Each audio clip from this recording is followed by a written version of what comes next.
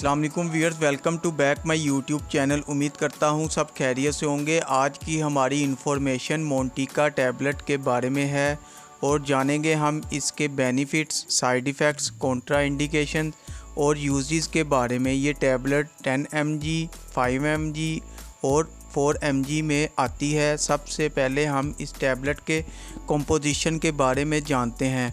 मोंटिलो का सोडियम इस टैबलेट की कंपोजिशन है। डिटेल में जाने से पहले जिन दोस्तों ने हमारा चैनल सब्सक्राइब नहीं किया, सब्सक्राइब कर लें। वीडियो को लाइक और शेयर ज़रूर करें, शुक्रिया। अब चलते हैं वीडियो की तरफ। अब बात करते हैं इसके बेनिफिट्स की। टीका टैबलेट दमा की बीमारी के लिए इस्तेमाल की जाती है। दमा की बीमारी जिसमें सांस लेने में मुश्किल पेश आती है, यानी जिन लोगों को सांस लेने में तकलीफ़ होती है उनको दमा की बीमारी होती है, इनके लिए ये टैबलेट बहुत ही मुफीद है। इसके अलावा इस टैबलेट को ब्रोनिकार्ड्स में इस्तेमाल किया जाता है क्योंकि ये एयर बेस को साफ़ करती है। ब्रोनिकार्ड्स क्या होता है, ये हमारे फेफड़ों से जो ट्यूब जाती है और वो हमारे फेफड़ों के एयर बेस को प्रोवाइड करती है और फेफड़ों से हवा बाहर की जाती है।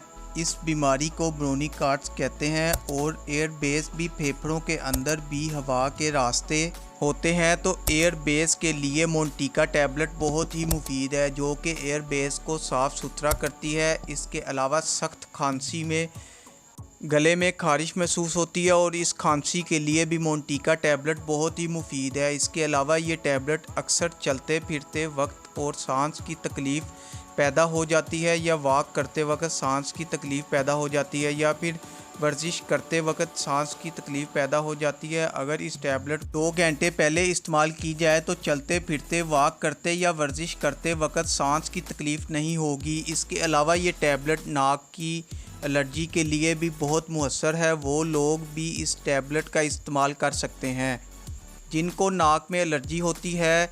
ये थे इस टैबलेट के बेनिफिट्स। अब बात करते हैं इस टैबलेट के साइड इफ़ेक्ट्स के बारे में। इस टैबलेट के इस्तेमाल से मतली और उल्टी हो सकती है, बदहज़मी हो सकती है, सर दर्द और सर का चकराना हो सकता है। इसके अलावा स्किन पर रैशेज़ हो सकते हैं। ये थे इसके साइड इफ़ेक्ट्स। अब बात करते हैं कॉन्ट्रा इंडिकेशंस के बारे में कि वो लोग जो इस टैबलेट का इस्तेमाल नहीं कर सकते हैं। हामला ख़वातीन इसका इस्तेमाल ना करें, दूध पिलाती माएँ इसका इस्तेमाल ना करें, हेपाटाइटिस के मरीज़ इस्तेमाल ना करें, और जो लोग इस टैबलेट की कंपोजिशन से एलर्जी रखते हों उस टैबलेट का इस्तेमाल ना करें। अब बात करते हैं कैसे इस टैबलेट का इस्तेमाल करना है।